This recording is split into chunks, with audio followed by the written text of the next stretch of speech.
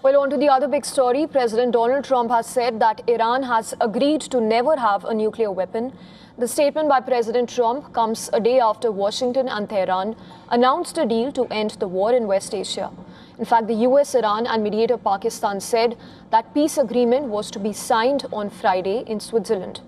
Senior US officials who have been cited in reports have begun giving details about the content of the deal.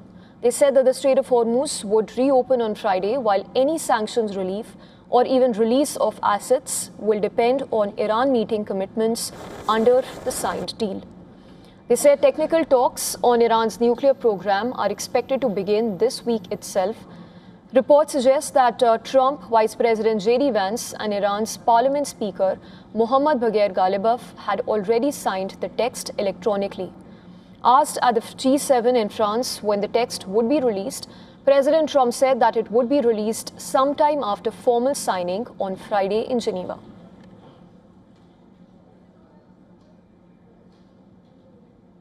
He's coming in for it. He was originally going to do it. I'll probably be gone by then. We're having dinner in a day and a half, right? We're going to be staying quite late. So I may be involved, I may not.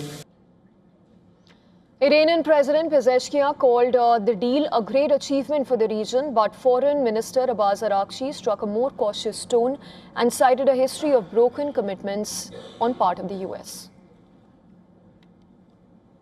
Failure to fulfill commitments and Americans tearing up agreements. And all of this is in our minds, so we are basing the negotiation plan and implementing the understanding that has been reached on distrust and past experiences. Iran's foreign ministry spokesperson said that Washington must ensure that Israel stops fighting in Lebanon under the agreement.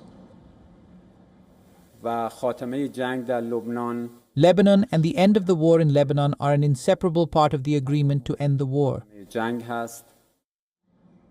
But Israeli Prime Minister said that the country's forces would remain in Lebanon as well as Syria and Gaza as long as necessary. We will stay there as long as necessary. Iran wanted us to retreat from there. It didn't happen. Do you know why it didn't happen, among other things? Because I stood very, very firmly. I was very, very decisive about this thing, and I think that our American friends respect this decisiveness and firm standing. Lebanon's president welcomed the agreement during a call with Abbas Araghchi, saying that he hoped it would be a positive step towards reducing tensions. Also, Lebanese state media later reported that the first deadly strike since the announcement, saying the Israeli attack in the South Lebanon killed one person.